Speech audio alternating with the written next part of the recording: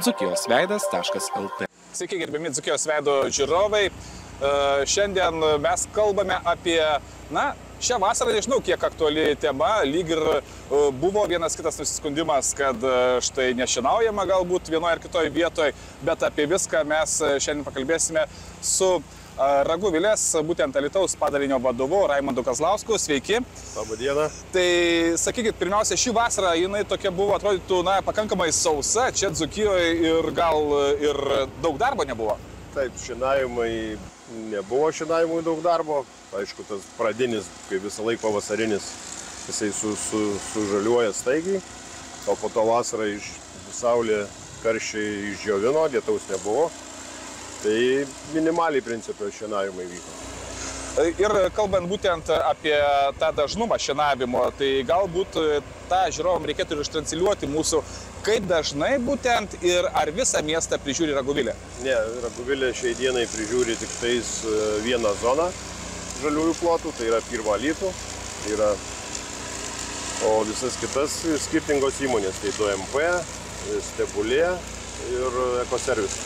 Tai jūs Pirmą Alytų ir ar net ir jeigu reikia, kaip ir čia šitą žaliąją gatvę prižiūri Stebulė, bet jie šlaitam neturi technikos čia Alytuje, tai prašo pas mus pagalbos, mes padedam. Aha.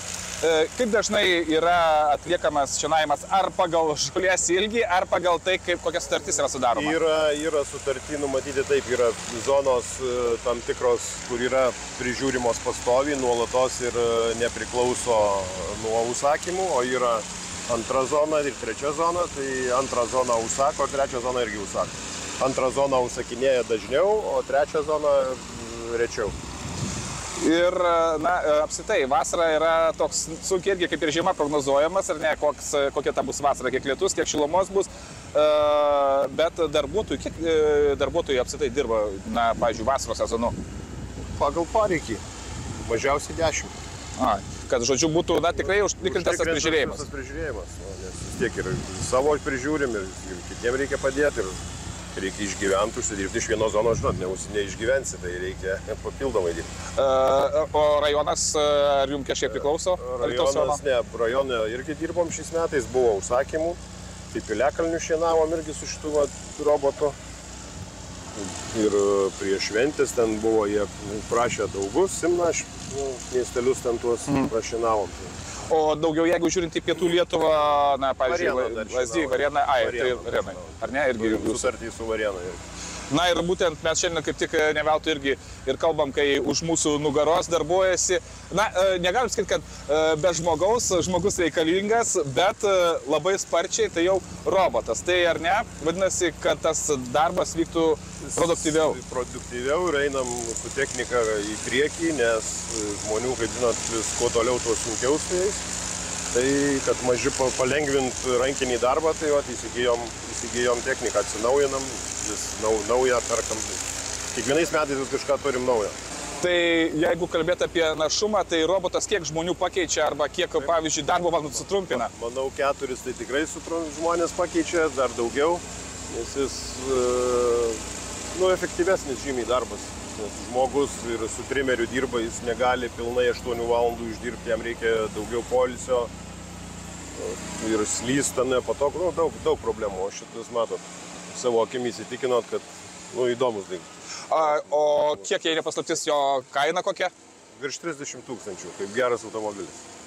Bet ir ar ne, vis tiek, kaip bebūtų, tai kol kas pirmas, ar ne, čia jūsų padaliniai yra toks? Pirmas.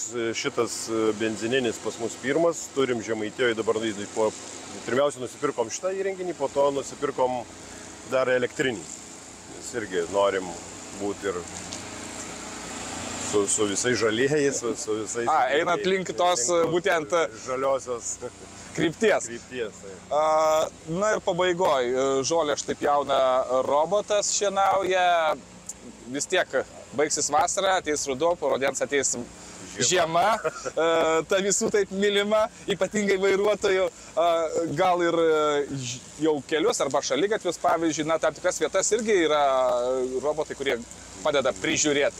Dar neturim. Dar ne? Vis tiek ten jau kitokia specifika, principė vis tiek žmogus turi būti visą laiką.